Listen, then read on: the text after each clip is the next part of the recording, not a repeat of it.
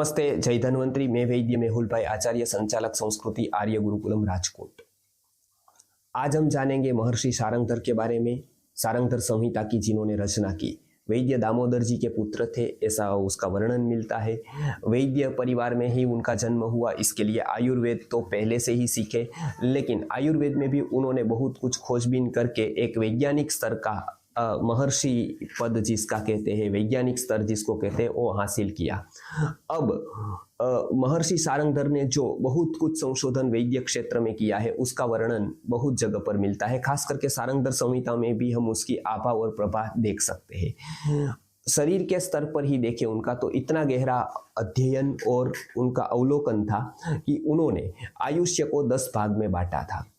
अनेक ग्रंथों का सार रूप उन्होंने ये आसानी से समझ में आए, इसके लिए आयुष्य के 10 भाग किए और एक एक भाग जाने से आयुष्य का एक एक भाग कम होता है, ऐसा उन्होंने बताया। सारंगधर संहिता में ही उन्होंने बताया कि आयुष्य के 10 भाग होते हैं और 10-10 साल में एक एक भाग चला जाता है। इसके लिए 100 साल के आयुष्य में टोटल 10 भाग 10-10 साल पे चले जाते हैं। उन्होंने ये बताया कि पहले 10 साल में बाल्य जाता है। हमको पता है बाल्य अर्थात बचपन, वो 10 साल पे पूरा हो जाता है, बाल्य चला गया, वो अवस्था ही चली गई बाद में। फिर वृद्धि, बढ़ना, हाइट बढ़ना 20 साल में पूरा हो जाता है। 20 साल के बाद हमारी हाइट नहीं बढ़ती है, चाहे हम कोई भी औषधि ले, चाहे हम आहार का परिवर्तन करें, कुछ भी करें। तो एक कुदरत का नियम है, ये इन्होंने जान लिया कि कुछ आयु तक ही जो है हाइट बढ़ सकती है। कुदरत का ऐसा क्रम जिन्होंने पहली बार जाना है, ये आयुर्वेद है। उसके बाद में मॉडर्न साइंस ने भी जाना कि हाँ, वृद्धि कब तक हो सकती है, तो 20 साल तक हो सकती है। फिर सौंदर्य, एक प्रभा होती है, आभा होती है, वो 30 साल पे चली जाती है, तब तक सौंदर्य रहता है। तो बाल्यम, वृद्धि, छवि अर्थात सौंदर्य 30 साल पे चला जाता है। मेधा 40 साल पे चली जाती है। मेधा का जो कायम करते हैं कोई लोग, उसको पता है ये बात कि वो 40 साल के बाद कम काम कर पाते हैं, तब तक बहुत ही अच्छा उसकी मेधा का वर्धन होता है, गुण होता है। 50 साल पर जो त्वगिंद्रिया है वो काम करना, यथात जो त्वग है, त्वग अर्थात उसको कहते हैं हम चमड़ी, बाहर से देखे तो बाल्यम, वृद्धि, छवि, मेधा, त्वग, त्वग अर्थात तो चमड़ी होती है, वो चमड़ी भी 50 साल पे चली जाती है। फिर आता है दृष्टि, दृष्टि 60 साल पे चली जाती है। जो नेत्र की रोशनी है वो ऐसी नहीं रहती है पहले के जैसी 60 साल पे, और 60 साल में जो दृष्टि के रोग होते हैं उसको मिटाने भी बहुत कठिन होते हैं। फिर 70 साल पे शुक्र चला जाता है।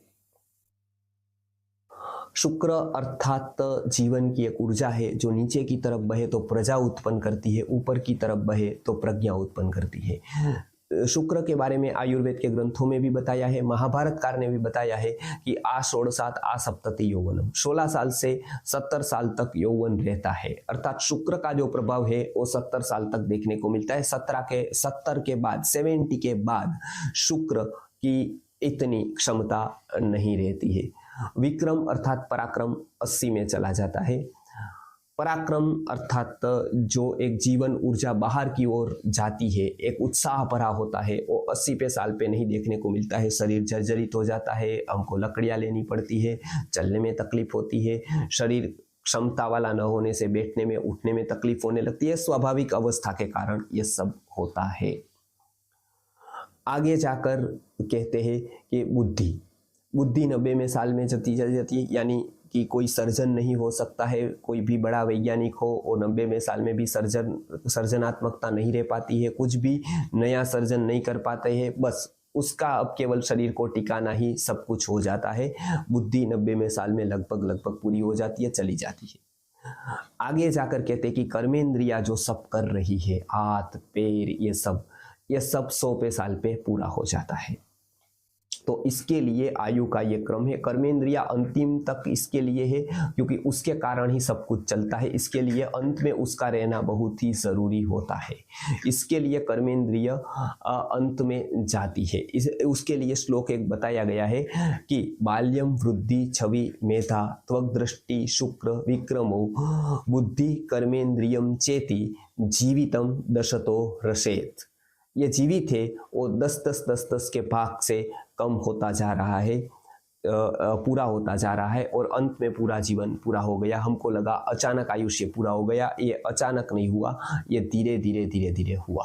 तो ये एक उनकी गहरे से गहरी शोध ये रही कि आयु के कितने भाग हैं और किस किस पड़ाव पर वो चले जाते हैं। दूसरा उनका सबसे बड़ा प्रदान आयुर्वेद की नाड़ी विद्या में रहा। तब तक भी नाड़ी विद्या का कोई एक स्वतंत्र ग्रंथ नहीं मिल रहा है।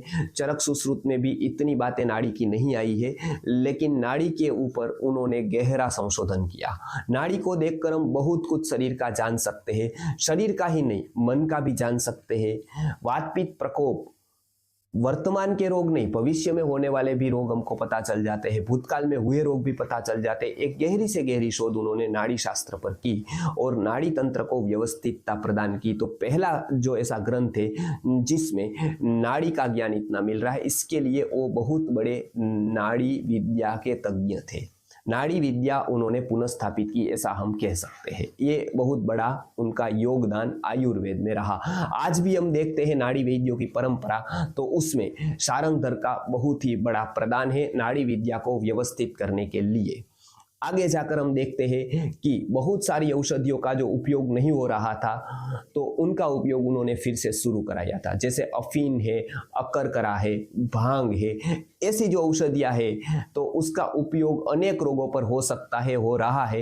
ये सारंगधर ने अनेक योगों पर बताया है, अनेक योग उनके दिए हैं और इसका उपयोग करके अनेक रोगियों को रोग मुक्त किया है। इसके लिए सारंगधर का ये बहुत बड़ा प्रदान मुख्य 3 बातों में है। एक तो एनेटोमी में, अर्थात शरीर की अवस्थाओं को कैसे किस तरह से जाती है उसका दिग्दर्शन करना, नाड़ी शास्त्र को पुनः प्रतिष्ठित करना और विभिन्न जो लुप्त होती हुई औषधियां है उसका योगों में उपयोग करना, उसके नए नए उपयोग को खोज निकालना। तो ये सारंगधर ने लगभग आधुनिक काल तक के जो ऋषि मुनि थे उसमें ये 3 प्रदान उनका अग्रगण्य प्रदान है, वो कभी भी हम नहीं भूल पाएंगे। इसके लिए वैद्य सदैव उनके प्रति कृतज्ञ है, समाज सदैव उनका ऋणी है।